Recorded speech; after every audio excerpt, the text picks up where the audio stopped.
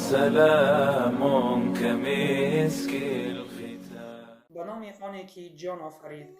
آیا می خواهی که خداوند تو را دوست بدارد و گناهانت را ببخشد؟ اگر این را بخواهی از آیت زیدرین را گوش بده.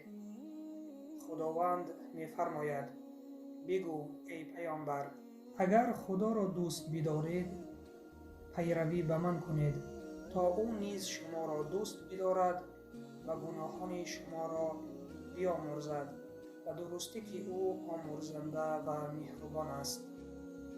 از این آیت به ما معلوم گشت که خداوند میگوید: بگو ای محمد بر آن امتانت که مرا دوست می‌دارند که پیروی از تو کنند، چون پیروی از پیامبر صلی الله علیه و سلم این نشانه آن است که ما خدا را دوست می‌داریم، چون خداوند خودش می‌فرماید که اطیعوا الله و اطیعوا الرسول، یعنی بر الله و به پیامبر اطاعت کنید، یعنی فرمان برداری به الله و فرمان برداری به پیامبر بکنید.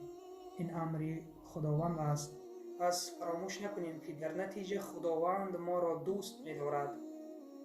وقتی که ما از پیروی از سنت پیامبر صلی الله علیه و سلم میکنیم، خداوند ما را دوست می‌دارد و گناهان ما را میبخشد و درستی که او بخشنده و مهربان است.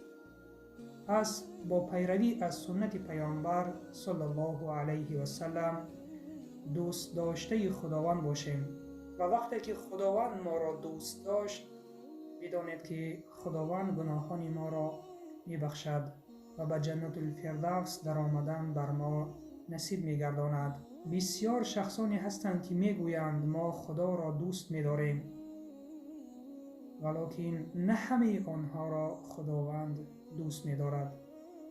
پس دعا می‌کنیم که از جمله آنان باشیم که پیروی از سنت‌های پیامبر صلی الله علیه و سلم بکنیم تا که خداوند ما را دوست بدارد.